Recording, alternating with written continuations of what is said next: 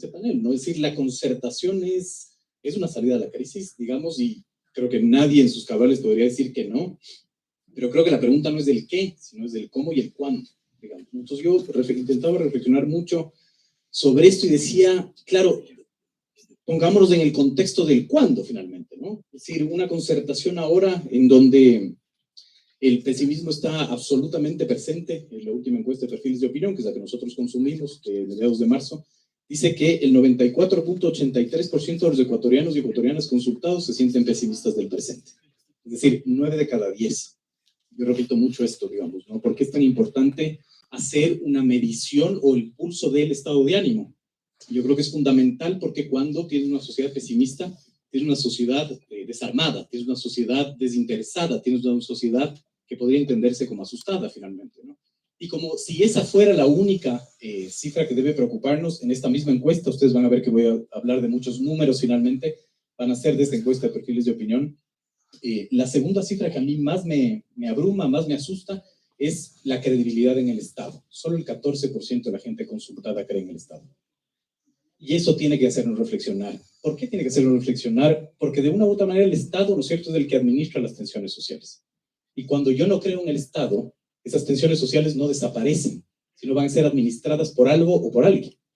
Ese algo puede ser, ¿no es cierto?, el narco, la violencia, ¿no es cierto?, puede ser la periferia, digo yo, o podemos ser nosotros mismos. Es decir, si yo tengo un problema con mi vecino, ¿no es cierto?, la transaccionalidad del Estado, lo adecuado sería que yo acuda finalmente a las instancias para que esa diferencia sea administrada por el Estado. Pues no, de una u otra manera la voy a tomar por mis manos. Y la tercera cifra que a mí más me llama la atención, que es una cifra desactualizada, esa no es de marzo del 2023, es la del Latinobarómetro del 2021, en donde dice que el Ecuador está en el grupo de países en donde menos confianza interpersonal tenemos. ¿Qué es la confianza interpersonal? La confianza en el otro. Es decir, 5 de cada 10 ecuatorianos y ecuatorianas consultados por el Latinobarómetro no creen en el otro. Somos altamente pesimistas, no confiamos en el Estado y no confiamos en el otro. La violencia es evidente. Es decir, ese es el resultado, ¿no es cierto?, de un tejido social quebrado, de una u otra manera, una desinstitucionalización, ¿no es cierto?, y un profundo pesimismo presente. Y veamos las mismas cifras del pesimismo futuro, finalmente. En esta misma encuesta, qué aburrido, ya sé, pero me gusta hablar con muchas cifras, 6 de cada 10 cree que la política va a empeorar en el futuro. De acuerdo a la encuesta de perfiles de opinión, 5 de cada 10 cree que la economía va a empeorar, 7 de cada 10 cree que el desempleo aumentará, 8 de cada 10 cree que la delincuencia va a aumentar, 8 de cada 10 no creen en el Estado, como les decía, y 5 de cada 10 no creen en el otro, como les planteaba finalmente en la encuesta de Latinobarómetro. Es decir, cuando en estas circunstancias una concertación es muy compleja, creería yo. Creo que de una u otra manera hay que recomponer el tejido social, ¿no es cierto?, para poder hablar de una concertación. Y de ahí viene el cómo, y el cómo es del que a mí más me llama la atención. Es una cosa que yo he venido reflexionando, ¿no es cierto?, y creo que es muy, muy importante el poder plantear una concertación, ¿no es cierto?, cuando no reconocemos al otro como el otro es muy complejo. Ahí viene esta gran pregunta de cómo definiríamos nosotros la identidad ecuatoriana, la ecuatorianeidad. Es decir, ¿cómo queremos concertar si la otredad, ¿no es cierto?, este término está desaparecido? Si yo no confío en el Estado, no confío en el otro y estoy pesimista. Entonces, de una u otra manera, creo que esos son los temas que hay que profundizar, más allá, evidentemente, de la coyuntura, más allá, ¿no es cierto?, de que quizás, ¿no es cierto?, se plantee salidas constitucionales finalmente para la tensión política que ahorita se discute y se debate. Yo, ya para hablar de la coyuntura, quizás de responder la pregunta, yo he sido muy crítico de las personas que han afirmado que, digamos, está desestabilizando la democracia. Yo creo que un juicio político es democrático y hay que celebrar finalmente que hay una asamblea, nos guste o no, esa es otra discusión, que puede enjuiciar a un presidente, que nos guste o no, esa es otra discusión, y también hay que celebrar que el presidente puede convocar una muerte cruzada, es decir, hay que celebrar que esta constitución tiene válvulas de escape para que no votemos presidentes en las calles, ¿no? Ahora, lamentablemente, en las circunstancias en las que estamos, creo yo que el escenario más probable, si es que establecemos un análisis metodológico de escenarios, es que no hayan los votos, ¿no es cierto?, para el juicio político, porque el andamiaje constitucional está derivado para que no haya una censura del presidente, porque hay la muerte cruzada como un botón, digamos, de válvula de escape, y de una u otra manera, yo considero que en los próximos meses la tensión social y las calles van de una u otra manera a ser los escenarios en donde se administren esas tensiones sociales. No sé si hablé mucho o poco, no sé si me pasé, pero... Ahí me quedo. Las conclusiones y lo que te haya faltado en esta primera ronda. Muchas gracias por tu intervención, Pedro. Vamos ahora, Bernarda, con esta fractura social que hablaba Pedro, ¿crees viable la consecución de una agenda nacional con acuerdos efectivos, reales y viables? Bueno, muchísimas gracias, Ruth, a la Corporación Participación Ciudadana por la invitación. Para mí es un honor estar aquí y también con panelistas de alto nivel de análisis y espero estar a la altura, definitivamente. Bueno, me gusta mucho el escenario que ha planteado Pedro, las cifras que ha dado, y en gran parte estoy totalmente de acuerdo en algunas cosas de las que él dijo, sobre todo en que estos conflictos ejecutivo, legislativo, que quizás en los años 90 se canalizaban a través de intervención militar, ahora haya mecanismos institucionales por los cuales se evacúen. Algo en lo que yo sí quisiera precisar es que me parece que dentro de estos mecanismos institucionales, por supuesto, hay muchas reglas de juego,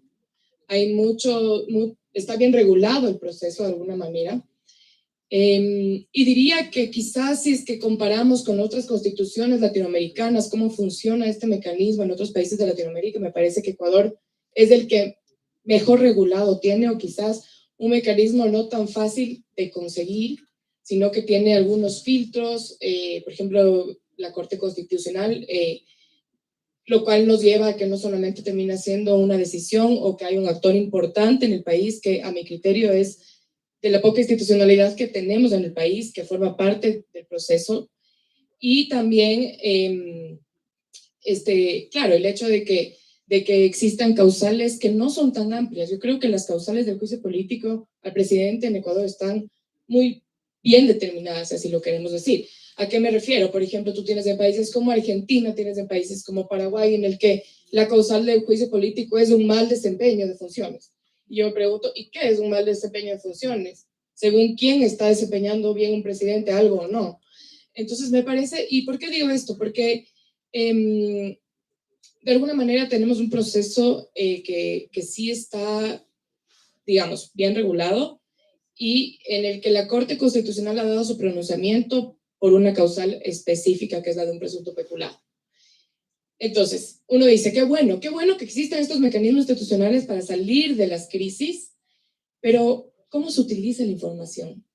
¿Cómo realmente seguimos los procedimientos y estas reglas de juego que están ahí? Si es que realmente nos apegamos a ellas o no. O como decía Pedro, a la final la salida es lo que queremos. Buscamos lo que queremos y no nos importan los procesos. Y los procesos son importantes. Los procesos son sumamente importantes en política. Y en ese sentido yo sí cuestiono, por ejemplo, escuchando algunas declaraciones de asambleístas que, por ejemplo, dicen, y no es solamente por esto, sino por todo lo que ha venido sucediendo, porque no hay salud, porque no hay medicinas, porque no hay educación. Sí, probablemente es una realidad la que está viviendo el país. Probablemente, a mi criterio, y es una opinión muy personal, el presidente Lasso no ha sabido ejecutar muchas políticas sociales que este país requiere, y que agregando también a las cifras que decía Pablo, a la falta de confianza, a algunas otras que mencionaba, de la credibilidad del Estado, yo agregaría también la desigualdad. Este es un país muy desigual, y por supuesto que el estallido social siempre se va a dar, o los intereses de los distintos sectores de la sociedad siempre van a salir a flote, porque lamentablemente hay pobreza, y lamentablemente no se pueden siempre adquirir las mismas oportunidades. Entonces, yo también creo que hay una inconformidad en la sociedad que ha estado presente durante mucho tiempo, tal vez yo diría en toda la historia republicana del Ecuador, y que tampoco se ha planteado alguna forma de realmente dirigir hacia allá las políticas públicas para que de alguna manera estas se erradiquen, por decir algún término. Pero bueno, regresando a lo que estaba diciendo, y es este tema de los procesos, son importantes en un país donde la institucionalidad es muy débil. A mí realmente me preocupa que se termine dando un proceso de destitución sin que se cuiden estos procesos. Me parece que se dejaría un pésimo precedente. para la democracia ecuatoriana y para la utilización de mecanismos como esta, tomando en cuenta que sí es la primera vez que se utiliza en el Ecuador desde que está vigente esta constitución. No existía antes de la constitución, sí, pero no se le tomaba muy en cuenta, era una pieza de museo, como dicen algunos académicos por ahí. Entonces, el escenario es complejo. Yo creo que hay tres prácticamente salidas. A mí a veces me preguntan, ¿y qué va a pasar? Y yo digo, es que no te puedo decir qué va a pasar. Lo que te podría decir es qué podría pasar, y creo que ese es el ejercicio de análisis que uno puede hacer. Entonces, creo que el primer escenario, que a mi punto de vista sería el más optimista, quizás, es que no se consigan los votos. Aquí viene algo importante, y es que la oposición tiene, hablemos un poco de números, tiene más o menos los votos del social cristianismo y los votos del correísmo seguros, que son 63 votos. El lado del gobierno, nada más 24 votos, prácticamente. Y tienes estos actores que han estado ahí presentes, yo diría, durante todo este periodo legislativo, viendo de qué lado toma. La izquierda democrática, Pachacuti e independientes. Y por supuesto, aquí sí quiero puntualizar algo, ¿no? Y es que aquí se ve un poco también estos problemas de fondo que existen en la política ecuatoriana.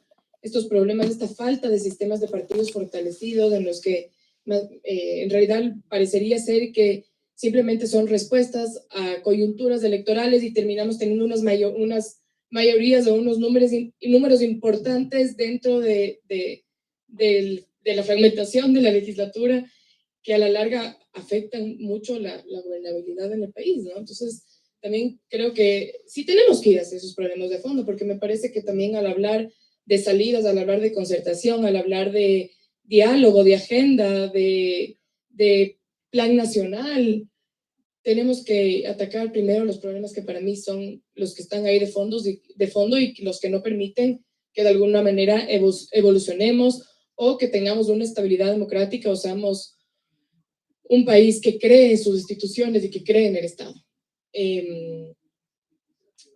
¿Cómo estoy de tiempo? Ya estoy pasada. Gracias. Gracias, Bernarda, por tu explicación. Creo que ahora vamos con Simón Pachano. Un poco lo que nos preocupaba es esta falta de institucionalidad. Tú ves las condiciones con esta crisis política, social, que también se han expresado los anteriores panelistas, pero ¿tú ves condiciones para una concertación? ¿Qué temas debería implicar eso? ¿Hay las condiciones para este diálogo de concertación, Simón? Gracias. Muchas gracias a Participación Ciudadana por la invitación. Felicitaciones por estos foros, aunque inviten personas como yo. Y me da muchísimo gusto estar con Bernarda, con Pedro. Y ellos me han eximido de algunas cosas que iba a plantear y me voy a concentrar en la pregunta al final, pero quisiera previamente señalar que me parece a mí que hay tres escenarios posibles en los que puede evolucionar esta crisis de la democracia. El uno es que se apruebe, digamos que sí, que se viabilice el juicio político y que sea destituido el presidente, con lo que tendríamos un gobierno del vicepresidente que es una incógnita, es una verdadera incógnita. No sabemos quién es el vicepresidente, sabemos quién es el nombre, que tiene una profesión de médico, pero no sabemos políticamente quién es.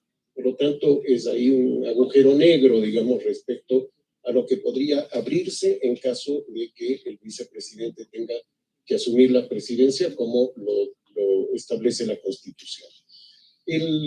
Por lo tanto, sería un gobierno que no sabemos con quién gobernaría, qué equipo tiene, qué orientación política, en fin, ¿no?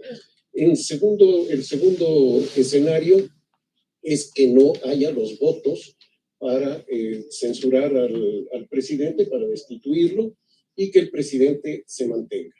Lo más probable en ese caso sería que el presidente considere que eso es un triunfo de él y que continúe en la misma línea que ha llevado en estos años, y que, por lo tanto, tendríamos un gobierno, primero, bastante débil, y segundo, sin una línea clara de solución de los problemas fundamentales del país, sobre todo en los temas que ya han hecho referencia a los colegas, en términos, por ejemplo, de combate a la pobreza, de la desigualdad, generación de empleo, básicamente sin orientación social.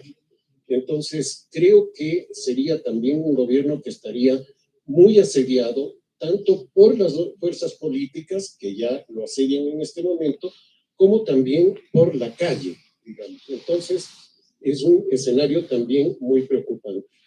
La tercera opción es que se produzca la destitución del presidente, pero que paralelamente, de alguna manera, se impida el gobierno o el gobierno del vicepresidente o el propio vicepresidente renuncie anticipadamente, o que la asamblea le bloquee, como decía Simón Jaramillo en una conversación afuera, que le bloquee, por ejemplo, las ternas que él presenta para la vicepresidencia y que vea que es imposible gobernar.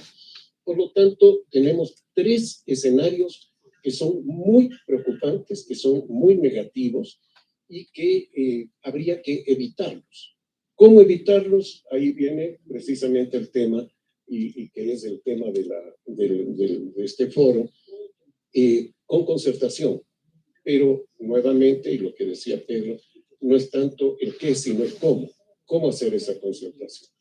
Yo creo que la única opción que había, no sé si sigue presente todavía, era lo que se transparentó ayer de una fea manera, que era la posibilidad de que algún partido o algunos partidos entren a cogobernar, que obtengan ministerios, como sucede en cualquier democracia del mundo, en donde se hace un acuerdo, se dice, bueno, vamos a entrar a cogobernar y a mí me das el ministerio de desarrollo social, el de agricultura, lo que fuera, ¿no? Eso es lo normal, lo usual en la democracia, y así debe funcionar. El problema es que al haberlo presentado ayer como una denuncia de un negociado de cosas por abajo, esto se desvirtúa. Y creo que esto hace perder la oportunidad de tener una salida institucional que podría llevar al gobierno, al mismo gobierno que tenemos ahora, a hacer un viraje significativo e ir a atender a los problemas fundamentales a los que me referí antes y se han referido los colegas. Es decir, creo que tenemos una situación tremendamente compleja y que la única opción sería que haya un manejo, llamémosle así, maduro, un manejo democrático de parte de los partidos que han estado conversando con el gobierno y que pongan esa conversación encima de la mesa. Esos partidos fundamentalmente son los Pachacuti, porque no es un Pachacuti, creo que hay unos 4 Pachacuti, y los izquierdas democráticas, que también hay como 3 o 4 izquierdas democráticas. Creo que con eso podría verse una salida mucho más viable que las que tendríamos con los 3 escenarios que señalaba antes, porque tendríamos un gobierno que podría calificarse como de transición hacia la elección del año 2025, sin que eso signifique que esos partidos que entren en el gobierno sacrifiquen sus posiciones y que dejen de presentar candidatos. No, seguirían en lo mismo, pero podrían tener una responsabilidad en enrumbar al país de otra manera. Esa sería mi primera respuesta. Muchas gracias. Muchas gracias, Simón, por este análisis. Vamos ahora, por favor, con la intervención de Ruth Hidalgo. Ruth, desde Participación Ciudadana se ha hecho en varias ocasiones un llamado a un acuerdo nacional. ¿Cómo lograrlo y qué actores deberían estar involucrados? Gracias, Karen, y pues un gusto estar con ustedes compartiendo el panel de hoy. Al escucharles me he quedado con algunas cosas que les he anotado para no olvidarme, porque creo que son temas de fondo. No quisiera yo tocar el tema de si el juicio político o no, porque creo que han sido bastante amplios en la explicación, pero sí quisiera un poquito tratar de reflexionar con ustedes sobre temas que son fundamentales. Pedro, por ejemplo, ha mencionado algo que no es menor, y es un acuerdo sí con Juan, que creo que es un tema absolutamente de fondo. Bernarda también nos ha puesto sobre la mesa el tema de la vía constitucional absolutamente clara, pero también cuidado con la interpretación casi extensiva de estas vías constitucionales para simplemente salir con lo que yo creo como partido o movimiento político X que debe ser. Y Simón Pachano obviamente nos ha puesto estas posibilidades de qué pasaría el día después, ¿no es cierto? Y yo creo que ahí es donde a mí me gustaría reflexionar con ustedes. El día después. El día después de un juicio político, de una muerte cruzada o inclusive de una no destitución. El día después de la manutención del presidente, un presidente tan débil con una institucionalidad tan débil también, que no va a poder gobernar. Entonces ahí viene mi idea, que es lo que estábamos planteando y estamos proponiendo desde Participación Ciudadana. ¿Y qué tal si vamos y proponemos una concertación o un acuerdo nacional, por difícil que suene? Porque por algo hay que empezar.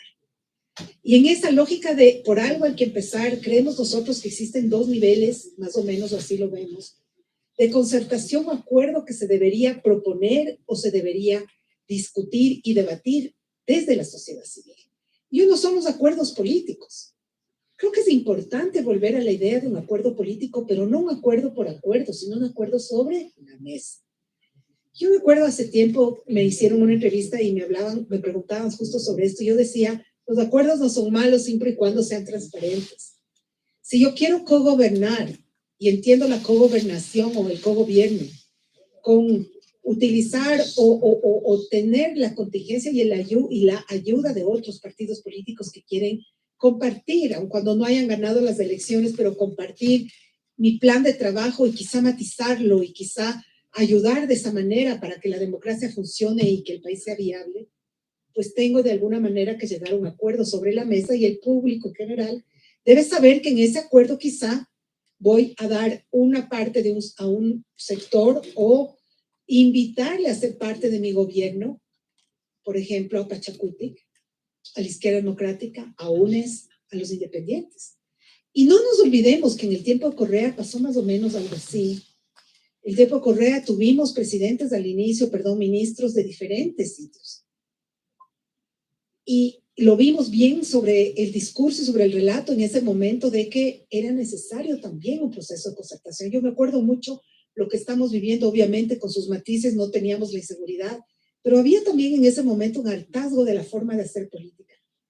Y mucha gente, inclusive de la sociedad civil, pasó a ser gobierno. En esta lógica de cómo hacemos para sacarle al país de donde está y empujar el proceso democrático hacia arriba.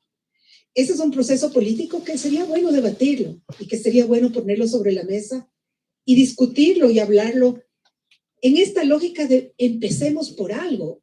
Como decía el Pedro, ¿cómo lo hacemos? Empecemos hablando, empecemos discutiendo y de ahí saldrá algo. Y por otro lado le veo yo otra dimensión que no es necesariamente político partidista o de gobierno, pero yo sí ubico una dimensión social. Y ahí es donde me ubico yo y ubico a la sociedad civil de a pie, que no está formando parte de ningún partido político, que no es afiliada, pero que sí le sufre a la inestabilidad, le sufre a la falta de empleo y le sufre, obviamente, también a la desinstitucionalidad. Y está toda esta gente que está entrevistada en estas encuestas. Nosotros también leemos mucho perfiles de opinión, pero también leemos el informe del APO y trabajamos muy de cerca con la Universidad de Vanderbilt y están ya listos a propósito los casi informes de la nueva, ¿cómo se llama? La nueva encuesta. Perdón, y tenemos resultados interesantísimos. Y en esa nueva encuesta obviamente se transmite la preocupación de la ciudadanía de pie de que necesitamos también plantear la sociedad civil agendas hacia quienes van a estar o ostentan o quieren llegar al poder. Y ese ejercicio social viene, por supuesto, por parte de un acuerdo también. Viene también promoviendo unirse la sociedad civil, la academia, los ciudadanos, el FUT, las personas que están en las bases sindicales, las personas que están también en los sectores productivos, las personas que están en las organizaciones de sociedad civil y otro tipo de personas que están pensándole al país y que están sufriendo lo que está sucediendo, y por qué no hablar entre todos y planificar una agenda de mínimos que quisiéramos después transmitir hacia los políticos y hacia el gobierno y hacia quienes dicen que nos representan, para que nos tomen en cuenta, porque ha habido una cosa que es importante también, y es que se ha gobernado últimamente después de la sociedad civil. Y se generan estas ideas, ¿no es cierto?, en el mundo ideal de lo que tiene que ser el país, y nos dejan a nosotros detrás. Y detrás vemos un montón de gente que queremos cosas distintas. Entonces, para salir de esta fractura, alguien hablaba de fractura, Karen hablaba de fractura, yo coincido con el tema de la fractura, pero también coincido con que es parte de la fractura la polarización. O estás conmigo o no estás conmigo. O eres de mi lado o estás en contra de mí. ¿Y por qué no tratamos de ensayar un modelo en donde nos sentemos, aunque no nos guste, y cuando no estemos totalmente de acuerdo, pero respetemos y defendamos el punto de vista del otro? Eso hemos perdido. Hablaba Pedro de algo que me pareció importante y lo anoté también, que es el tema de la identidad. Generalmente en los pueblos, que pierden que se vuelven pesimistas, ¿no? Y se vuelven más negativos a fuerza de lo que sucede, empieza a perder identidad. Y la pérdida de identidad es complicada porque la pérdida de identidad implica una serie de cosas más que son intangibles, que unen a las personas. Entonces ya no quiero ser quiteño ni guayaquileño, porque el guayaquileño, matan ustedes mucha gente allá, y el quiteño tampoco, entonces me voy de las fiestas de Quito porque prefiero no quedarme en Quito. Todas esas cosas pequeñas van destruyendo la identidad. Pero esa reconstrucción de la colectividad creo que también pasa por una motivación social que está en la base. Nosotros como Participación Ciudadana viajamos un montón por provincias, acabamos de estar en Loja, y vemos lo que palpita y cómo palpita la ciudadanía de a pie. Y la ciudadanía no quiere polarización, porque a la ciudadanía ya no le interesa realmente si estamos en contra o a favor, si es de derecha, izquierda. Lo que quiere la ciudadanía es que este país sea viable y que todos podamos circular sin preocupación, y que todos tengamos oportunidades, y que los hijos se gradúan y que no se vayan, que no sueñen con irse, que los hijos graduados quieran quedarse aquí, quieran ponerse un negocio, quieran seguir adelante.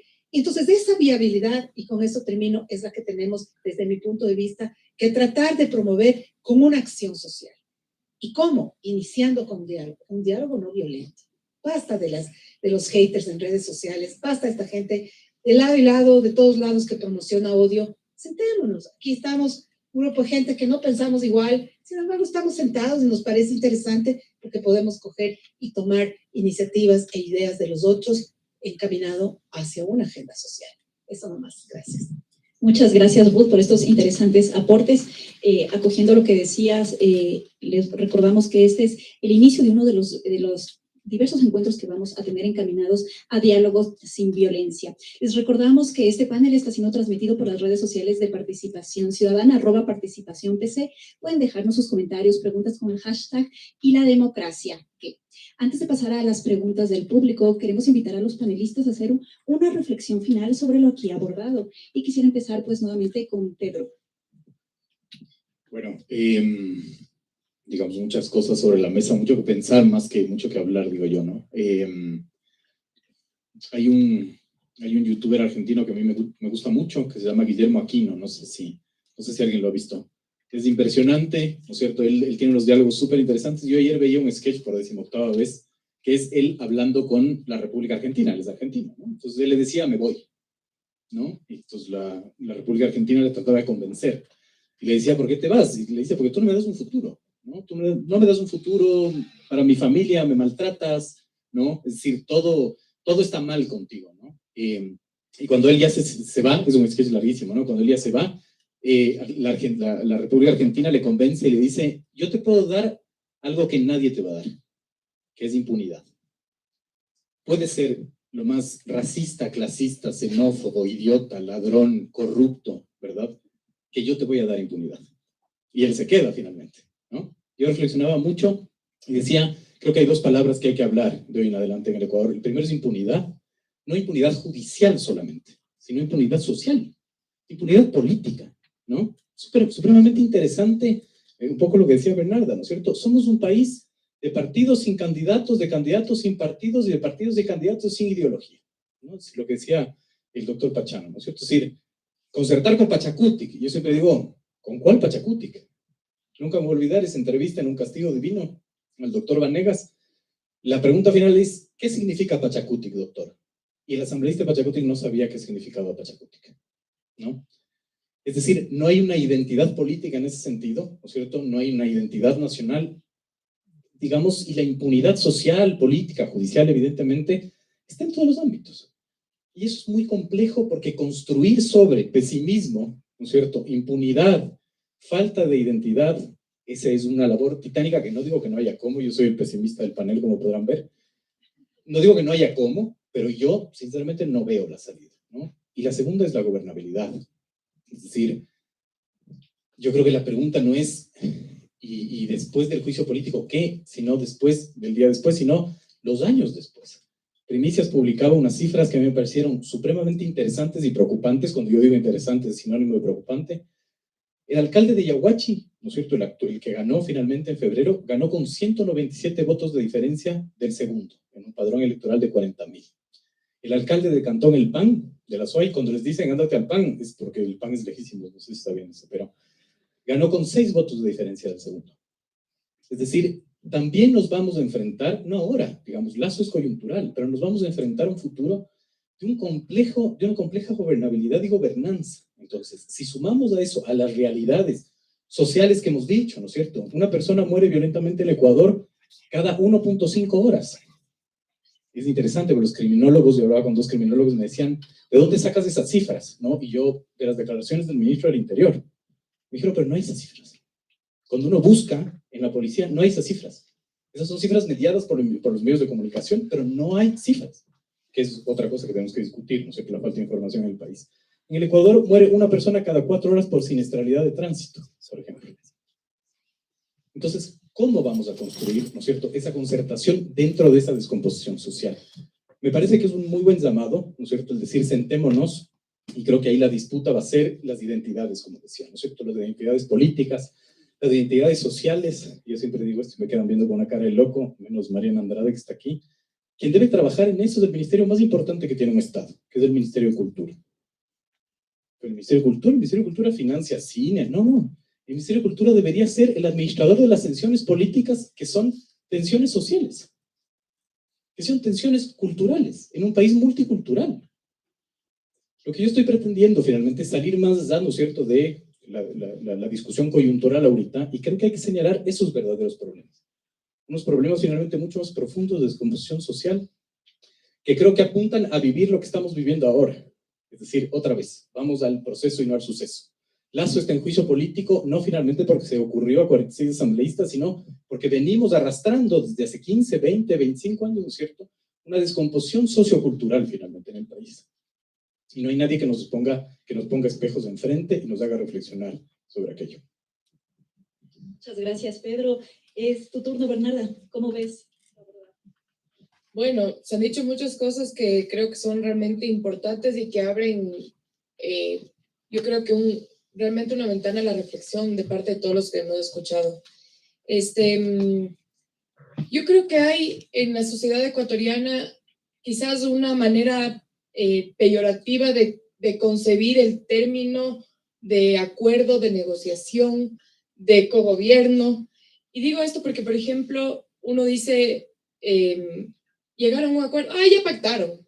¿Qué le habrá dado?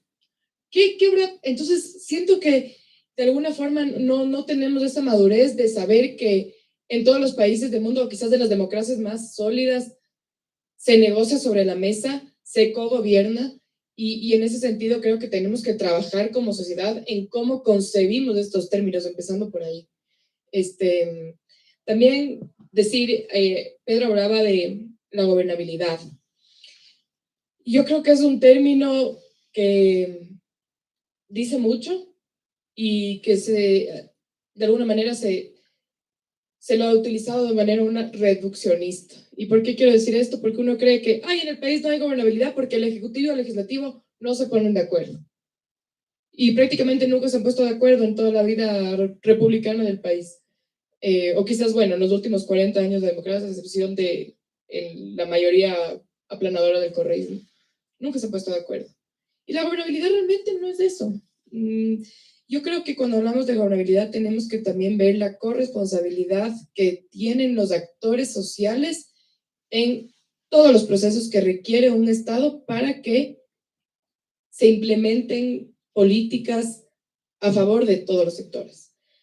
Así que si es que hablamos de concertación, me parece que la tarea que tiene cualquier líder, porque también recordemos que sí, sería ideal que el presidente de la República sea quien impulse un acuerdo nacional, pero necesita liderazgo para hacerlo, y yo no sé si tiene liderazgo para hacerlo, sinceramente.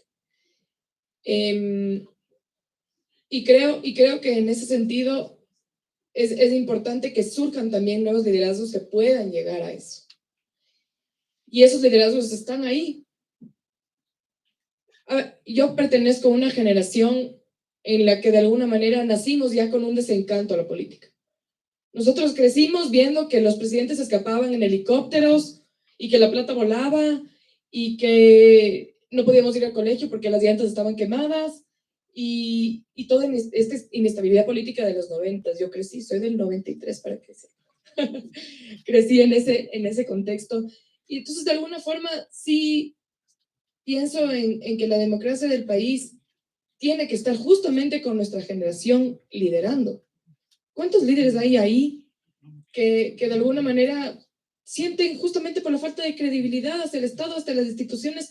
No, yo mejor me dedico a mi vida privada y a hacer mi patrimonio. Y no me importa lo que pasa en el país. Y lo que no se dan cuenta es que en algún momento les va a retribuir, porque somos parte de un sistema. Entonces, creo que en el escenario más corto posible, digamos, si es que hablamos de una concertación, creo que lo ideal sería el hacerlo desde todos los sectores sociales, todos los actores sociales, todos los sectores económicos, pluriculturales, todas las nacionalidades que tiene este país. Y no sé, yo me estaba imaginando algo así como la Ronda de Galápagos, algo grande, algo que realmente involucre compromiso, que realmente se utilicen además de una cosa y que también me preocupa y lo voy a decir de paso. En este país, los datos que manejamos son, yo diría, no solamente muy pobres, y son tan importantes. Si uno se pone a ver, tuvimos el último censo, yo diría, quizás regular y con datos que uno podría confiar en el 2010. Yo no sé si el censo que se dio ahorita realmente nos arroje datos que nos pueden servir para plantear políticas públicas reales. Entonces, si es que yo llego y no sé, llego como presidente, como líder, y no sé qué estoy gobernando, porque no tengo datos y no sé realmente cuántas personas en este país viven esta o esta realidad, ¿cómo ejecuto políticas? ¿Cómo digo, entonces por aquí tenemos que trazar? ¿Cómo me pongo de acuerdo con todas las personas a decir, ¿sabes qué es lo que pasa? En este país tenemos estas deficiencias y este sector tiene exactamente estas. Entonces, pensemos de aquí a 20 años, ¿cuántos jóvenes? Hay más de 100,000 jóvenes que se quedan sin universidad en el año. Entonces, yo diría, bueno, a ver, si tengo esta población, tanta gente en 10 años va a tener que estudiar, entonces evidentemente tengo que invertir en esto para que en tanto tiempo, pero no, es el cortoplacismo de en 4 años yo pienso cómo soluciono y después ya no me importa. Y es un poco a lo que iba Pedro al decir como, bueno, si es que concertamos, hagámoslo pensando también a futuro y desprendiéndonos de intereses. O sea, creo que lo más básico cuando una persona quiere llegar a un acuerdo es también ceder. Y si es que no existe esa madurez para hacerlo, o si no existe ese interés de realmente hacerlo, ¿qué vamos a conseguir? Un país entrampado en su propia institucionalidad, en la inseguridad, en la desigualdad, un país finalmente sin rumbo, sin futuro, con personas simplemente queriendo, ciudadanos que quieren salir del país. No hay otra, migramos. Gracias, Bernarda. Simón. Un poco tus reflexiones en esta parte. Gracias. Dos cosas. Bueno, antes de eso, también yo soy pesimista, pero quizá un poco más, sino que tenemos que buscar salidas de todas maneras y plantear lo que está al alcance. Y lo que está al alcance está condicionado, yo creo, por dos cosas. Una, por tres cosas en realidad. Una, el entramado institucional. Es decir, en qué entramado institucional se mueven las cosas para saber en qué campo tenemos para movernos o tiene los políticos, en fin, para moverse. Y ahí quizá discrepo sobre todo con Bernarda respecto, y también con Pedro de alguna manera, en las bondades de la Constitución para el proceso de juicio político, impeachment o como se lo llame, ¿no? Y para la destitución, para el cierre de la Asamblea por parte del presidente. Creo que fue un error haber introducido en un régimen presidencial procedimientos de régimen parlamentario. Uno. Eso creo que afecta enormemente y lo estamos viendo en este momento, en donde justamente nos encontramos con que no hay una salida clara, ¿no? En un régimen parlamentario no habría mayor problema. La Asamblea le habría dicho al presidente, mire, no tiene ya la confianza, se cambia de presidente y a la media hora está otro presidente. Y cuando digo media hora es en realidad media hora, no es mucho más, ¿no? Acá tenemos que esperar todo un tiempo largo, estamos en una incertidumbre enorme, sube el riesgo país, etcétera, etcétera. Primera cosa. Segundo, para hacer un acuerdo, necesitamos que ese acuerdo se institucionalice. Estoy totalmente de acuerdo en que la sociedad civil tiene que jugar un papel fundamental. Tiene que jugar un papel de empuje, un papel de debate, un papel de opinión pública, ¿no? Pero finalmente tenemos que estar claros que el acuerdo se va a concretar en las instancias institucionales. Es decir, ¿en dónde? En los partidos políticos, en la Asamblea y el Ejecutivo, ¿no? Y esto me lleva entonces al tercer aspecto, que es el de los partidos. Que no tenemos partidos políticos en el Ecuador. Tenemos unos membretes que se usan para los periodos electorales y para las entrevistas en televisión o en radio. Pero no tenemos partidos políticos que tengan una vida permanente, que formen cuadros, ¿no? Por eso tienen que acudir a la farándula, tienen que acudir al deporte, en fin, para presentar candidaturas. Por lo tanto, no hay esos actores que se comprometan para hacer los acuerdos, ¿no? ¿Pero qué nos queda? Bueno, como se dice coloquialmente, eso es lo que hay. Y con eso lo que hay es lo que tenemos que funcionar. Y tenemos que empujarles para que ahí se hagan los acuerdos. ¿Cuál es la característica de estos acuerdos? Yo no me iría más allá de lo estrictamente coyuntural, ¿no? Y a mí me gusta repetir siempre que el largo plazo en Ecuador dura 2 días, así que no me iría mucho más allá, ¿no? Yo pensaría simplemente cuáles son los 2 problemas que hay que solucionar o a los que hay que atender en este momento. Y son el problema de la inseguridad, con toda la complejidad que eso tiene, ¿no? Y el problema digamos, socioeconómico, para ponerlo en términos generales. Pobreza, inequidad, etcétera, etcétera. Y generación de empleo, fundamentalmente, ¿no? Y eso es lo que hay que plantearse. Y plantearse un horizonte que no vaya más allá de los 2 años que quedan para el gobierno. Esa cosa de hacer planes, el plan de 2040. No, al 2040, como decía un economista, todos estaremos muertos. Bueno, no todos, pero algunos, ¿no? Un montón. Por lo tanto, lo que hay que hacer es ver concretamente qué se puede hacer en esos 2 años. En esos 2 años. Y esto no es una locura plantearlo. El famoso pacto de la Moncloa, que siempre se trae a colación cuando se habla de este tipo de cosas. Si ustedes revisan los documentos del pacto de la Moncloa, van a encontrar que se pusieron de acuerdo para el año siguiente y para el subsiguiente. ¿Y en qué temas? En temas muy específicos, ¿no? nos comprometemos a que gobierne quien gobierne, la inflación no pasará de tanto, a que la inversión productiva, en fin, será tanto, a que el impuesto tanto, la seguridad social tanto, temas que son además medibles, que son cuantificables y que tienen responsabilidades. Esto le corresponde a usted, esto a usted, esto a usted. ¿Ya? Y por lo tanto, se asignan esas responsabilidades, se comprometen y se dice, bueno, de aquí en adelante vamos a hacer estito nomás, no vamos a hacer mucho más. Esto es lo que podemos hacer. Y yo creo que un acuerdo en este momento, en esas condiciones, podría ser factible, ¿no? No digo es factible, sino podría ser. Siempre y cuando dejemos de lado todo este menoscabo que se hace de los acuerdos, que decía Bernarda, claro, ya pactaste, ya cuánto te habrán pagado, en fin, eso es lo que hay que dejar de lado y dejar a los acuerdos como lo que son, como conversaciones entre seres racionales que buscan mejorar las cosas. Gracias, Simón. Ruth, tus reflexiones. Sí, gracias, Pablo.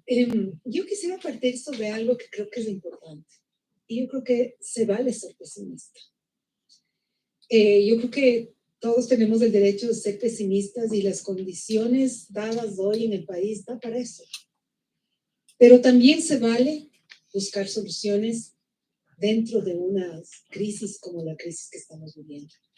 Y eso me lleva a una segunda reflexión y es más a una serie de memorias que tengo yo y que tiene Participación Ciudadana, de cómo se construyó y el momento político que se vivió cuando se construyó la Constitución Política. Nosotros fuimos vedores y nos fuimos a vivir en Montecristi prácticamente para ver qué es lo que pasaba. Y yo creo que podemos estar de acuerdo o no en la Constitución y podemos decir que la Constitución tiene defectos grandes, pero lo que sí sucedió en mayor o menor grado fue un gran pacto social. Yo recuerdo que habían colas y colas de entradas a Montecristi de los movimientos sociales y de la ciudadanía que iba a presentar sus propuestas. De hecho, Participación Ciudadana fue una de ellas. Pero ¿por qué traigo yo esto a colación? Se hizo una Constitución que de alguna manera, como digo y recalco, podría ser que la Constitución es defectuosa en algunas cosas, pero otras no, siendo objetiva en el análisis. Entonces, si esto es lo que hay en este momento, inseguridad, preocupación, todo lo que hemos hablado acá, también, por supuesto, pesimismo, creo que es el momento preciso y es el momento oportuno para que con lo que hay, buscar algún tipo de soluciones. Y yo sí creo que en este momento las soluciones deben partir o la iniciativa debe partir desde la ciudadanía, la sociedad civil. El otro día alguien me decía, es momento de la sociedad civil. Ok, ¿de qué estamos hablando cuando hablamos de que es momento de la sociedad civil? Quizá el reto hoy es justamente organizarnos de alguna manera y empezar a lanzar líneas gruesas, como yo les llamaba desde el principio, al inicio de este panel, o líneas que nosotros creemos que deberían ser urgentemente atendidas por los actores políticos, pero los gestores también del gobierno. Y en eso coincido completamente con Simón y eso era lo que quería comentarles a ustedes también. En momentos complejos como estos, la historia nos ha demostrado en el mundo que no se puede planificar a largo plazo porque los momentos difíciles no dan para un largo plazo, sino que tenemos que pensarle al país en pequeñas cosas y pequeñas ganancias o pequeños triunfos que podrían llevarnos a construir ahí sí después, más adelante, algo distinto de lo que estamos pasando. Hay ejemplos bien interesantes. Hay un libro que yo siempre leo y releo que se llama Negociando con el Diablo y que habla sobre todo sobre los procesos históricos mundiales más difíciles en donde se llegaron a tener cierto tipo de negociación. El Kindertransport, ese transporte de los niños en tiempo del nazismo. Winston Churchill ayudó para sacar a los niños que estaban condenados a las cámaras de gas y pudieron salir. Fue un proceso de negociación terrible en donde tuvo que sentarse con el diablo. Mucha gente tuvo que sentarse con el diablo en ese momento. Obviamente no estamos viviendo algo tan dramático, pero podríamos dar el inicio o la patadita del inicio de un proceso de diálogo en donde me parece que este ejercicio que hemos tenido hoy en donde decir soy pesimista, se vale ser pesimista. Y donde nosotros podemos decir, no importa, ok, seamos pesimistas, pero dale, es decir, conversemos, igual pensemos, desde tu pesimismo, desde el optimismo, desde un poco la duda, pero tenemos un país que todos merecemos, digamos, que merece que todos le pensemos y que todos le empujemos. En esta lógica del youtuber, yo me voy, yo quisiera decirles, yo me quedo. Me voy a quedar siempre porque creo que este país, nosotros le debemos al país el pelearle hasta el último. Y desde sociedad civil, los que no somos políticos, por supuesto, no tenemos esta posibilidad de terciar políticamente y estar en la asamblea y en otros espacios, pero tenemos algo que es súper importante y que es una fuerza social. Y la fuerza social termina cambiando cosas. La fuerza social termina judicializando temas cuando se denuncian temas de injusticia. La fuerza social, les recuerdo, ha sido la que puso en contexto a discutir cuando nadie quería discutir el tema de las libertades sexuales. Y ahora tenemos un matrimonio igualitario. Ustedes me van a decir con años, sí, por supuesto, con años. Pero ¿de dónde creen ustedes que surgió este nuevo debate? De la sociedad civil. El tema de la violencia política y de la violencia de género, que ahora queremos nosotros que sea política de Estado algún día, ojalá. Pero en tiempos donde se normalizaba la violencia de género y la violencia política, ¿de dónde surgió esta discusión? Y puso a discutir a los políticos, a los actores y al gobierno. Es de sociedad civil. Entonces recuperemos un poco la fe en la sociedad civil y en la actoría social y sigamos pensando en la cabeza este tema del acuerdo, reconciliación, pacto ético, histórico. ¿Qué es lo que vamos a querer y por dónde la sociedad civil va a caminar? Pero no nos quedemos sentados de brazos sin decir nada, porque eso es peor.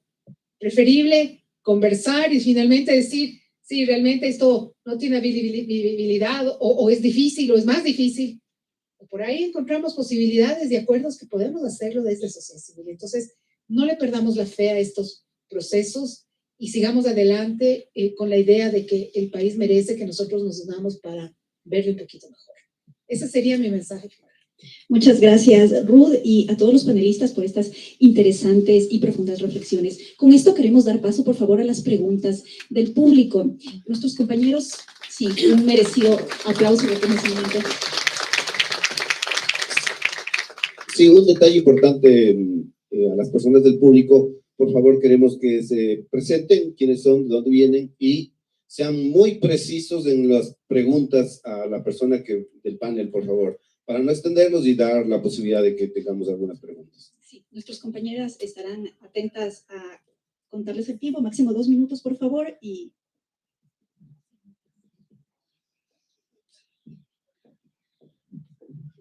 Ok, gracias. Solo una observación.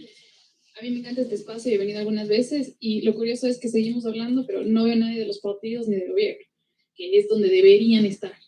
Y mi pregunta, para el que quiera responder, es ¿cómo corregimos la discrecionalidad de la aplicación de la norma? Y no me refiero necesariamente a la Constitución o cualquier norma en el país, porque creo que hay leyes que están muy bien escritas, hay procesos técnicos que están muy bien escritos, y sin embargo llega el siguiente gobierno de turno, independientemente del que sea, y quiere borrar todo lo anterior en lugar de evaluar, justificar y mejorar.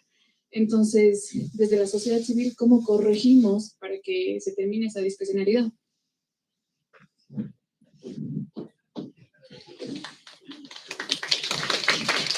Bueno, muy buena pregunta y muy complicada también de responder.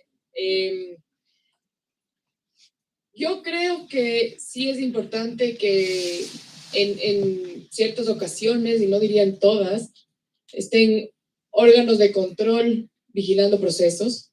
Y creo que es justamente, por ejemplo, lo que ha solicitado refiriéndome precisamente al juicio político, porque justamente para no caer en esta discrecionalidad, ¿no es cierto?, que puede otorgar la ley, dicen, ok, que vengan entonces la Corte Constitucional, que creo que es el único que tiene algo de credibilidad en el país, a que vigile los procesos.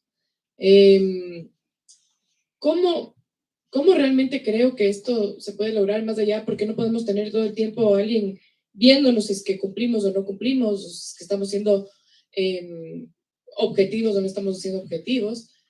Creo que es un proceso en el que se sin duda, fortalecer también otro tipo de mecanismos en los que se pueda participar en veedurías ciudadanas, por ejemplo, que estén siempre también atentos de cómo se dan todos estos procesos. Y por supuesto, aunque suene utópico también, la educación. Formemos también a ciudadanos mucho más comprometidos con lo que es ser un ciudadano, con lo que este civismo de también respetar la ley. Y nada, también resolver todas estas contradicciones, porque hay muchas contradicciones en la ley.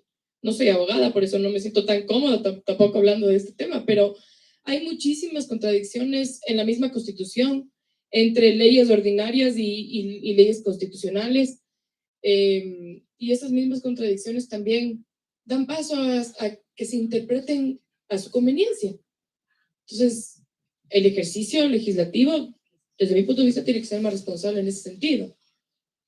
Que se revisen, hay unidades técnicas que revisan cómo se crean estas leyes, por ende, que sean en estricto apego y con las concordancias que se deben lograr para que haya esta armonía en el ordenamiento jurídico y no dar paso a que, bueno, yo lo interpreto de esta manera y otra persona lo interpreta de esta manera y a la larga la Corte Constitucional es la que tiene que terminar diciendo la interpretación es esta. Pero no podemos caer en eso en cada proceso o en cada desacuerdo que existe en la ley, ¿no? Creo yo que tiene que ser por ahí. Muchas gracias, Bernarda. Vamos, ¿algún panelista más que quiera tal vez responder? Vamos, paso a la segunda pregunta, por favor.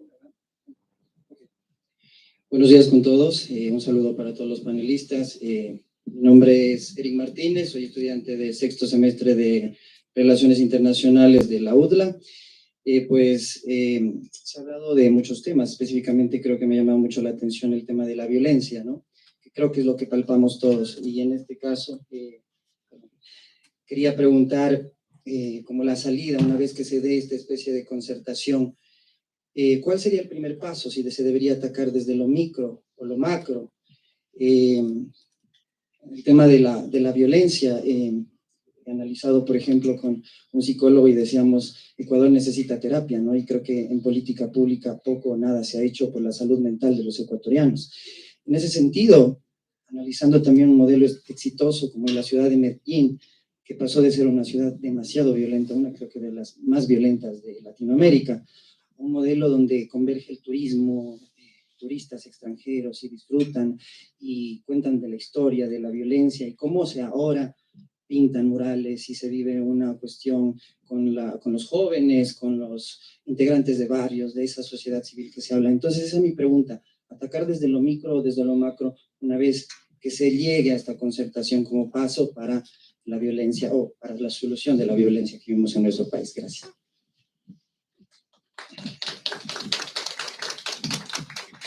Gracias. Una excelente pregunta y de muy difícil respuesta, por supuesto. Yo creo que el tema de la violencia y de la delincuencia, como la estamos viendo actualmente, es un problema multifacético, multidimensional, y por lo tanto debe ser abordado en todos los niveles que esta implica, ¿no? Debe ser abordado en términos de seguridad ciudadana, en términos de las causas estructurales, pobreza, en fin, debe ser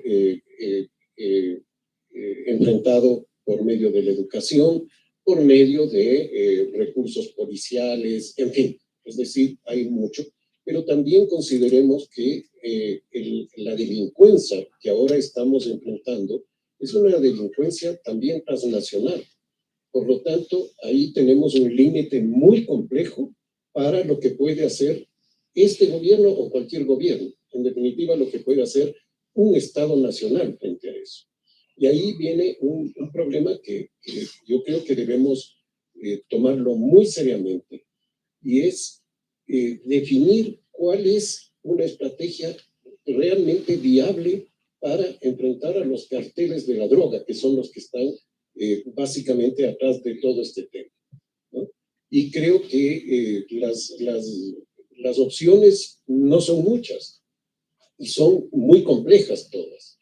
Una de las opciones es la que está tomando cuerpo en este momento, y que, en mi opinión, muy terrible, nefasta, es el buquelismo.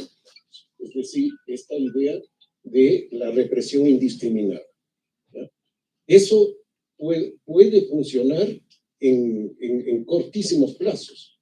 El momento en que eso llegue al tope, eso va a estallar mucho más fuertemente. Además, yo creo, en el caso concreto de la experiencia salvadoreña, que ahí hay algo que no lo vemos y que es un pacto con las mafias, un pacto con los carteles del narcotráfico.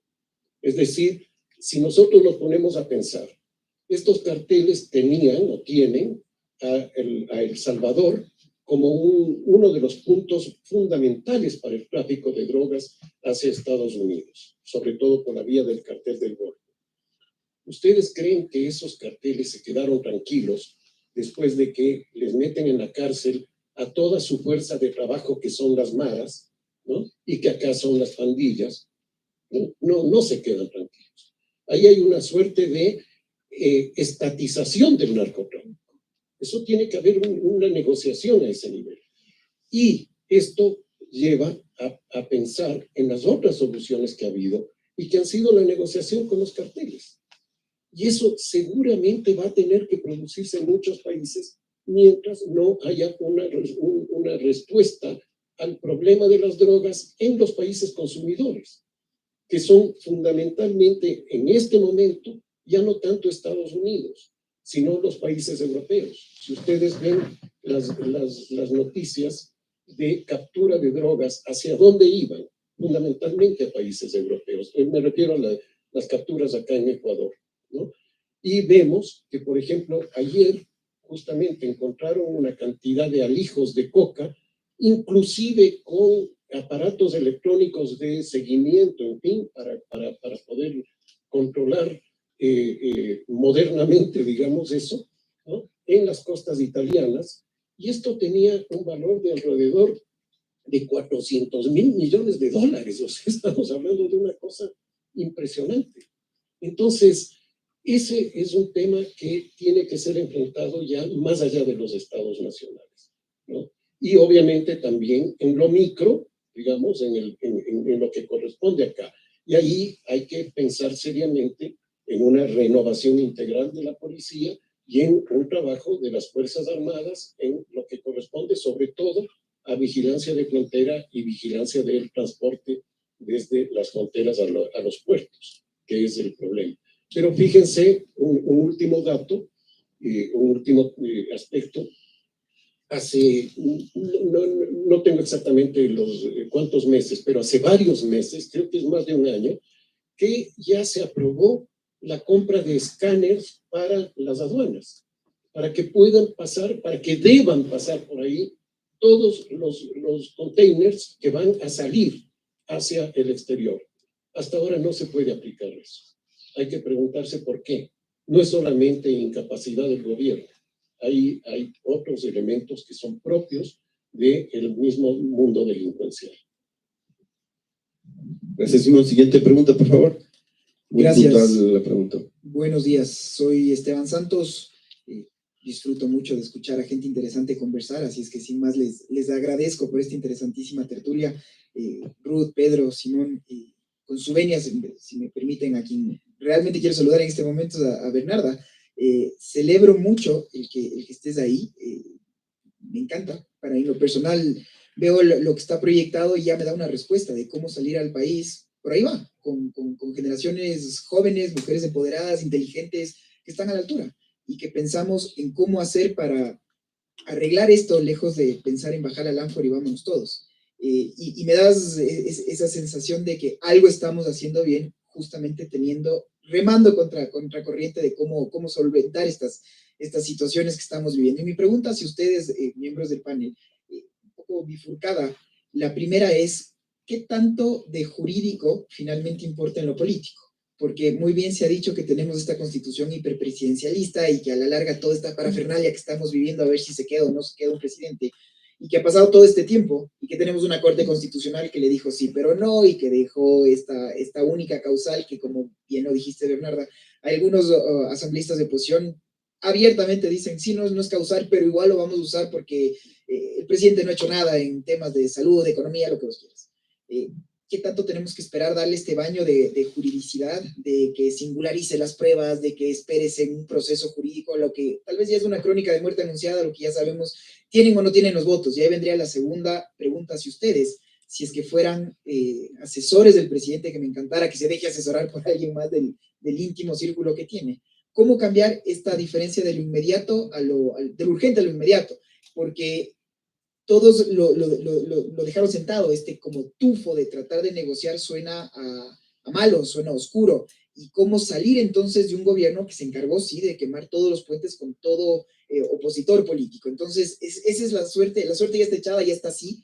¿Qué harían ustedes como asesores del presidente para decirle, oiga, cómo le oxigeno de cara a 2 años? O por lo contrario, creerán ustedes que la suerte sin más ya está echada? Muchas gracias.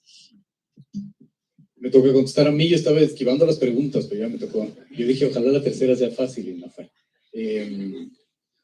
Digamos, hay una gran discusión entre lo jurídico y lo político, ¿no? Hay una frase que a mí me gusta mucho usar que dice que la Constitución es el instrumento más jurídico de los instrumentos políticos y el más político de los instrumentos jurídicos, realmente, ¿no? Hay una discusión profunda, ¿no? Una discusión profunda de 10 años de correísmo, hiperpresidencialismo, y cuando viene Lazo, ¿por qué no merma de ese hiperpresidencialismo? Entonces es como algo que yo, digamos, sigo intentando entender. Creo que lo jurídico, ¿no es cierto?, se construye en época de paz para no matarse en época de guerra, finalmente, ¿no? Es decir, es lo que tiene que marcar la cancha para cuando nos estemos matando, regresar a ver algo que objetivice la discusión. O sea, yo finalmente, discrepando con el doctor Pachano, que vean lo avesado que soy, sí soy del lado de lo que decía Bernarda, ¿no? Es decir, si bien es entendible que meter un sistema, digamos, parlamentario en un sistema presidencialista va a provocar, digamos, esta gran discusión, pero conociendo la historia del Ecuador, yo sí prefiero que se objetivice esta discusión. O sea, yo sí quiero que la discusión sea peculado, no peculado, las pruebas, no las pruebas, más allá de la anécdota y de los insultos, digamos, ¿cierto? Pero sí me parece que de una u otra manera es una válvula de escape que objetiviza o intenta objetivizar la discusión, porque si no es como ese dibujo de Quino, ¿no? Los militares apuntando al presidente, diciéndole, señor presidente, lo que pasa es que no nos gustan sus corbatas, digamos, ¿no? O sea, más o menos eso. Entonces creo que lo jurídico nos ayuda a canalizar lo político, ¿no? Por eso creo que es fundamental, digamos. Y por eso la pregunta de la discrecionalidad de las leyes me parecía que era supremamente interesante, para poder, como les digo, marcar un debate que no todo sea opinión finalmente y no todo sea subjetivizable, digamos, ¿no? Y la segunda pregunta, puedo negarme a responder porque no quisiera ser asesor de Lazo, ni de chiste, pero es muy complejo. Yo lo primero que le diría al presidente, si me toca decirle, es ponga espejos en Carondelet, porque no tiene. Y ese es el problema de este gobierno, que no tiene identidad política. Yo no sé qué es el gobierno, realmente. Un gobierno que de una u otra manera era un gobierno que se esperaba tecnocrático, más liberal, y el tercer decreto que firmó fue un borrón en la central de riesgos de 1.7 millones de deudores, digamos. Una medida absolutamente demagógica, solo tomada por el correísmo y por el morenismo. Es decir, creo que le falta mucha identidad. Yo siempre repito lo de la identidad, y no es menor finalmente, porque la identidad te marca la hoja de ruta, ¿no? Es decir, un gobierno que finalmente rompió una alianza natural con el Partido Social Cristiano, que lo llevó a la presidencia, y decidió aliarse con aliados que no son naturales finalmente, ¿no? Porque Pachacuti no es natural aliado finalmente de lo que podríamos denominar como quizás un gobierno liberal. Creo que hay que aclarar muchas cosas finalmente, sobre todo la identidad y a dónde van. Me parece que es fundamental lo que dijo Bernarda, la información. Este país no tiene información. ¿Cómo hay política pública si no hay información? Es impresionante, es increíble, ¿no? Tú ves a los ministros pasearse por las ruedas de prensa y por las entrevistas dando diagnósticos. O sea, finalmente el diagnóstico ya lo sabemos. O sea, son sobre diagnósticos, ya lo sabemos. ¿Cuál es la política pública? Y finalmente no hay política pública porque no hay información. No hay materia prima para construir política pública, ¿no? Creo que sí es fundamental el que el gobierno regrese a ver la información. Lo del censo finalmente es una vergüenza, ¿no? Yo no sé en qué ir a acabar. Yo personalmente, desde el trabajo que hago, no puedo tomar esos datos porque dudo mucho de esos datos finalmente. Y además el gobierno tiene mucho miedo de decir me equivoqué. O sea, yo finalmente le dijera, presidente, se equivocaron en el censo, volvamos a hacer. ¿No?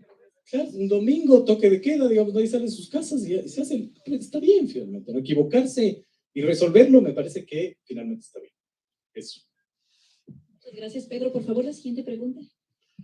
Bueno, muchas gracias a los panelistas. Yo soy Sebastián Donoso, soy profesor de Relaciones Internacionales, pero también me gusta la actuación, el juego de roles. Y el otro día me preguntaban en clase, una alumna me decía, ¿qué haría usted si fuera el presidente? Y le daban a juicio político. Yo le contesté lo siguiente, yo le dije, yo, Sebastián Donoso, iría al juicio político, con un montón de papeles así, carpetas de papeles, y me defendería como un león en la asamblea. Pelearía, argumentaría, me quedaría sin voz hablando, sacando papeles y argumentando y contestando todas las preguntas que me hagan. Las horas que sean necesarias, y terminado el proceso, preguntaría a mi ministro de gobierno si es que hay o no hay los votos para sacarme. Si el ministro me dijera si hay los votos, entonces terminaría mi alocución lanzando así el decreto de muerte cruzada en la asamblea de una forma teatral, así, para que caiga cerca del escritorio del secretario de la asamblea. Previamente habría llamado al jefe del Comando Conjunto de las Fuerzas Armadas para que rodee el Palacio de Carondelet y tendría una salida organizada de última hora de la asamblea en un helicóptero para llegar al palacio, y me atrincheraría ahí a gobernar en el marco de la muerte cruzada, con los decretos presidenciales, convocando a las elecciones anticipadas y viendo qué pasa. ¿Esto que yo haría es posible, es viable? ¿Cuáles serían las consecuencias de esta acción que yo haría si fuera el presidente? La pregunta es para mi querido profesor de Teoría de la Democracia, Simón Pachano.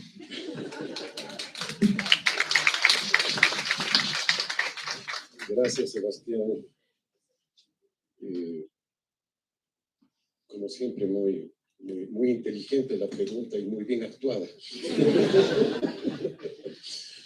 No, es que Sebastián además también es historiador y conoce estos temas porque ha escrito sobre piratas. ¿O no? El libro. Sí, yo creo que esa es sin duda una de las salidas, y me parece que es la que estuvo barajando el gobierno hasta, yo diría hasta ayer. Me parece que eso es lo que estaba barajando, o sea, esperar a ver si hay o no hay los votos necesarios, ir a su descargo, que precisamente este procedimiento que está establecido en la Constitución, a él le permite hablar hasta por 3 horas en su descargo, y se va, no se queda al debate de la Asamblea, que además tiene que hacerlo en 3 días, si no me equivoco, ¿no? Y por lo tanto el presidente ya no está para oír las respuestas de los asambleístas, cosa que también creo yo está muy mal hecha, porque si se copia del régimen parlamentario, el presidente tiene que estar ahí, y tiene que haber un diálogo, tiene que haber un careo propiamente dicho. En este sistema montecristiano no está establecido eso, ¿no? Pero me parece que con lo que sucedió ayer, que en el fondo es que voy a decirlo claramente, me parece que la posta dinamitó la posibilidad de llegar a un acuerdo, a que lleguen a un acuerdo por lo menos con Pachacuti y con un sector de la izquierda democrática. Me parece que esa opción es la que se pone en primer lugar, la de que él llegue y entregue a la salida, quizá haciendo ese gesto de enviar, de lanzar el decreto, ¿no? Que entregue a la salida el decreto de disolución de la Asamblea. Y eso nos pone frente a lo que yo decía en mi primera intervención, a un escenario tremendamente complejo, porque el gobierno se convierte en un gobierno de transición, con un interrogante más grande que los que están ahí de la democracia, ¿qué? ¿No? Porque no sabemos qué puede pasar. No sabemos, va a ser un gobierno débil, o sea, más débil que lo que es actualmente, asediado por todos lados y con unas elecciones que tampoco sabemos en cuánto tiempo se realizarán y cuyo resultado va a ser más incierto todavía. Porque si bien es verdad que tenemos a una agrupación o un nombre que puede obtener alrededor de un 20 y tanto %, pero no mucho más, no mucho más. Y entonces, ¿qué es lo que vamos a tener? Una fragmentación total en la elección y que el próximo presidente va a ser alguien como el caso del peruano Pedro Castillo, que tuvo 18% en la primera vuelta. O como fue el caso ya acá, de Lucio Gutiérrez, que tuvo 18% y en la segunda vuelta ganó. Entonces, vamos a tener un gobierno más débil todavía el que venga después. Por lo tanto, creo que siendo esa la opción más probable, es la menos deseable, Sebastián. Eso me parece. Y no sé, quizá... No, después entramos en más debate con el doctor Donoso, que se empeña en decirme doctor, yo le voy a decir doctor Donoso. Gracias, Simón. Por honor al tiempo, pues tenemos que terminar este evento con unas palabras de nuestra directora Ruth Hidalgo. Bueno, gracias, Pablo. Yo solamente quería decirles un par de cosas. Primero, Participación Ciudadana, como ustedes saben, realiza una serie de monitoreos de violencia política, monitoreos de redes sociales. Y una de las cosas que nos ha preocupado tantísimo en estos últimos años ha sido el hecho de la ausencia y este vaciamiento de discusión persona a persona. La tiranía de las redes sociales nos ha volcado a que sea el espacio quizás del Twitter el sitio ideal en donde especialmente los jóvenes y los que no somos tan jóvenes participemos y tratemos de dialogar. Y también el WhatsApp, creemos que los grupos de WhatsApp, lo que decimos ya eso es ya intervenir en política y ya con eso vamos a cambiar el destino de la patria. Pero en realidad hacen falta estos espacios. Es importantísimo volver a recuperar el espacio público del diálogo y de dejar de pensar que solamente el Twitter es el único espacio válido donde podemos nosotros interactuar. Yo creo que estos espacios son importantes y esa preocupación de participación ciudadana ha sido justamente la que nos ha motivado a nuevamente retomar estos espacios. Retomarnos, volvernos a tomarnos lo público, el espacio ciudadano de discusión. Tenemos varias personas que son referentes en pensamiento, líderes de opinión, por eso le hemos invitado a Pedro, por eso le hemos invitado a Bernarda, a Simón, porque les vemos a ellos, yo les veo muchos, no me pierdo nunca cuando estás en Políticamente Correcto, porque me encanta lo que dices, porque muchas veces me remueves muchas cosas con tus reflexiones y que creo que son necesarias decirlas de la manera como Pedro lo dice. Igual me parece que lo que ha dicho hoy día Bernarda también, lo ha dicho con toda la sinceridad y desde lo más profundo de su ser, su visión sobre los temas constitucionales, una mujer joven que conoce del tema y que quiere conversar con ustedes y quiere contarles lo que ellos piensan. Simón Pachano, desde su autoría, pero sobre todo académica y su reconocimiento público y líder de opinión como es, también nos ilumina y nos indica los caminos por los cuales él está viendo que debería ir la democracia ecuatoriana. Y nosotros como Participación Ciudadana, transmisores y facilitadores muchas veces de sueños. Sí quiero decirles que muchas de las cosas en lo electoral que ahora se tiene como leyes de la República empezaron con sueños en el aula o en la sala de reuniones de participación ciudadana. Esta reforma del sistema político que hoy es parte de la constitución política empezó en una iniciativa denominada los 14 temas urgentes de la democracia en el año 2005. Esta lucha en contra de que no debe existir el Consejo de Participación Ciudadana y todo este posicionamiento empezó en la sala de reuniones con Simón Pachano escribiendo una reflexión profunda sobre el tema. La violencia política también. La participación política de las mujeres. Es decir, tenemos varios espacios que hemos encontrado viabilidad a través de iniciativas como estas y por eso hemos decidido que en un ambiente tan complejo hoy, de la democracia que debería transformarse en un diálogo sin violencia. Estamos muy polarizados, no nos reconocemos en el otro, nos reconocemos en enemistades, en competencias. Y eso ha permeado la sociedad civil desde todos puntos de vista. Y creo que ante eso debemos rebelarnos. En lo personal y con el equipo técnico de participación ciudadana, nos rebelamos y nos declaramos irreverentes en contra de la polarización. Y nos declaramos públicamente amigos de los diálogos sin violencia y totalmente apegados a la posibilidad de que sociedad civil puede gestionar cambios y que sociedad civil puede, con su poder, presionar a las actorías políticas y a las actorías inclusive del Ejecutivo a cambiar realidades y a cambiar hechos y a cambiar prácticas. Tenemos una historia de que ya lo hemos logrado.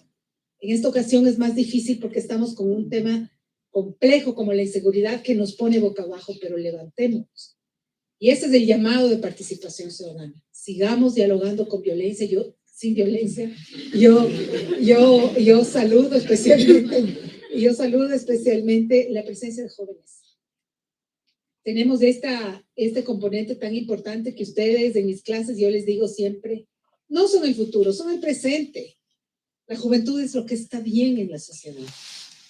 Porque son todo esto, estas posibilidades de sueños y cosas que pueden cambiar. Aférrense a ese privilegio que tienen ustedes y también comprométase con cambiar la realidad. Eso nomás quería decirles, vamos a seguir con estos eventos prontamente. Esperemos tener más gente. Hoy hemos tenido bastantes personas, cada vez tenemos más. Eso nos encanta. Muchísimas gracias, Mariana, por habernos recibido en tu casa y por abrirnos este espacio de gestión cultural tan importante.